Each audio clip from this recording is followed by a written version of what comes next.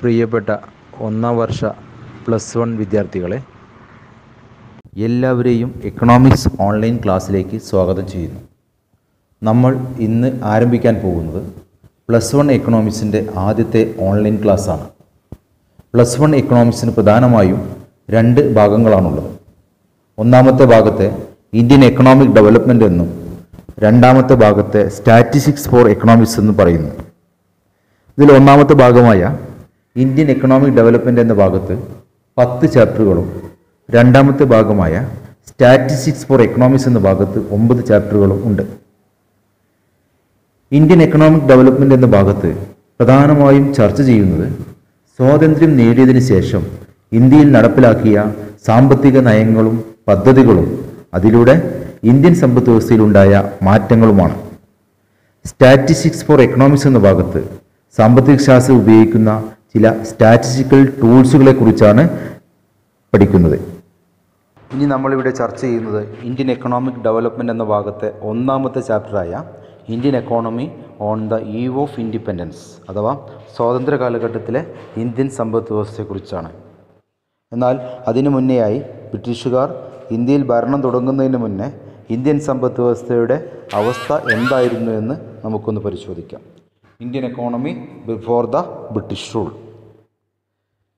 ബ്രിട്ടീഷുകാർ വരുന്നതിന് മുന്നേ ഇന്ത്യൻ സമ്പദ് വ്യവസ്ഥയുടെ അവസ്ഥ എന്തായിരുന്നു? Indian economy was more or less developed.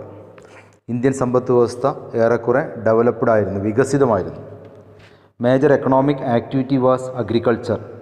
ഇന്ത്യയിലെ പ്രധാനപ്പെട്ട സാമ്പത്തിക പ്രവർത്തനങ്ങൾ കൃഷിയായിരുന്നു. And we have our own method of production. അതുപോലെ തന്നെ നമുക്ക് നമ്മുടേതായ രീതിയിലുള്ള ഒരു ഉൽപ്പാദന രീതി നിലനിർത്തി പോന്നിരുന്നു. India was famous for handicrafts.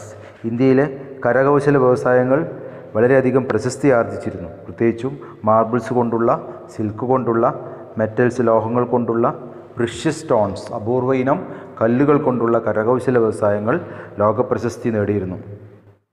India had A significant export surplus. ബ്രിട്ടീഷുകാർ വരുന്നതിന് മുന്നേ ഇന്ത്യക്ക് നല്ല രീതിയിലുള്ള കയറ്റുമതി മിച്ചമുണ്ടായിരുന്നു. എക്സ്പോർട്ട് സർപ്ലസ് അഥവാ കയറ്റുമതി മിച്ചം എന്ന് പറഞ്ഞാൽ ഇന്ത്യയിൽ ഉൽപ്പാദിപ്പിച്ച ഉൽപ്പന്നങ്ങൾ നമ്മുടെ ആവശ്യത്തിൽ കവിഞ്ഞവ ഇന്ത്യയിൽ നിന്നും വിദേശ രാജ്യങ്ങളിലേക്ക് കയറ്റുമതി ചെയ്തിരുന്നു. ലോകപ്രശസ്തമായ കോട്ടൺ ഉൽപ്പന്നങ്ങളുടെ കയറ്റുമതിക്കാരനായിരുന്നു India. India's are the main exporter of world famous cotton like Dhaka muslin, Kashmiri shawl, calico മുതലായവ. India's industries was developed. ഇന്ത്യയിലെ വ്യവസായങ്ങൾ അഭിവൃദ്ധി പ്രാപിച്ചിരുന്നു. കോട്ടൺ ടെക്സ്റ്റൈൽ മില്ലുകൾ, അതുപോലെ തന്നെ ജൂട്ട് മുതലായവ. We have A large stock of food grains, vegetables, animals etcetera. ബ്രിട്ടീഷുകാർ ഇന്ത്യയിൽ ഭരണം തുടങ്ങുന്നതിന് മുന്നേ ഇന്ത്യയിൽ ഭക്ഷ്യധാന്യങ്ങളുടെയും വെജിറ്റബിൾസിൻ്റെയും അനിമൽസിൻ്റെയും നല്ല രീതിയിലുള്ള സ്റ്റോക്ക് ഉണ്ടായിരുന്നു. Indian economy was self sufficient. ഇങ്ങനെ എല്ലാം കൊണ്ടും ബ്രിട്ടീഷുകാർ ഇന്ത്യയിൽ വരുന്നതിന് മുന്നേ ഇന്ത്യൻ സമ്പദ് വ്യവസ്ഥ സെൽഫ് സഫിഷ്യൻ്റ് ആയിരുന്നു, എന്ന് പറഞ്ഞാൽ സ്വയം പര്യാപ്തമായിരുന്നു. ഇനി നമുക്ക് എന്തൊക്കെയായിരുന്നു ബ്രിട്ടീഷുകാർ ഇന്ത്യയിൽ നടപ്പിലാക്കിയ സാമ്പത്തിക നയങ്ങളുടെ ലക്ഷ്യങ്ങൾ എന്നൊന്ന് പരിശോധിക്കാം. The main objectives of British economic policies in India. First one, India as a source of raw materials to British industries. ഒന്നാമതായി ബ്രിട്ടനിലെ വ്യവസായങ്ങൾക്കാവശ്യമായ അസംസ്കൃത വിഭവങ്ങളുടെ ഉറവിടമാക്കി മാറ്റി ഇന്ത്യയെ. Second one, India has A market of finished goods produced in Britain.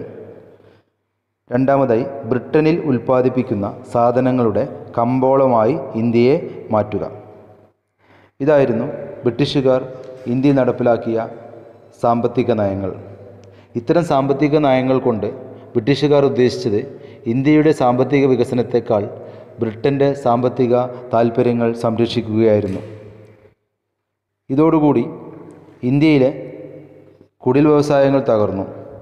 യന്ത്രങ്ങളിൽ നിർമ്മിച്ച British ഉൽപ്പന്നങ്ങൾ കുറഞ്ഞ വിലയ്ക്ക് ഇന്ത്യൻ വിപണികളിൽ വിറ്റഴിക്കപ്പെട്ടു. ഇതോടെ വില കൂടിയ ഇന്ത്യൻ കരകൗശല ഉൽപ്പന്നങ്ങൾ ചിലവാകാതെ വരികയും നിരവധി ആളുകളുടെ തൊഴിൽ നഷ്ടപ്പെടാൻ ഈ നയങ്ങൾ കാരണമാവുകയും ചെയ്തു. കോളനി ഭരണകാലത്ത് ഇന്ത്യയുടെ ദേശീയ വരുമാനമോ ആളോഹരി വരുമാനമോ കണക്കാക്കുവാൻ ഔദ്യോഗികമായി ബ്രിട്ടീഷുകാർ ഒരു ശ്രമവും നടത്തിയിരുന്നില്ല. എങ്കിലും ചില പ്രമുഖ വ്യക്തിത്വങ്ങൾ കോളനി ഭരണകാലത്ത് ഇന്ത്യയുടെ ദേശീയ വരുമാനം കണക്കാക്കുവാൻ ശ്രമങ്ങൾ നടത്തിയിരുന്നു. അവർ ആരൊക്കെയായിരുന്നു എന്ന് നമുക്കൊന്ന് പരിശോധിക്കാം. Estimation of national income during colonial rule. There were some individual attempts which were made to estimate national income. They are Dadabhai Naoroji, William Digby, Finlay Shiras, V.K.R.V. Rao and R.C. Desai. ഇവരൊക്കെയായിരുന്നു colony ഭരണകാലത്ത് ഇന്ത്യയുടെ ദേശീയ വരുമാനത്തെക്കുറിച്ച് പഠിക്കാൻ ശ്രമിച്ചിരുന്ന പ്രമുഖ വ്യക്തിത്വങ്ങൾ.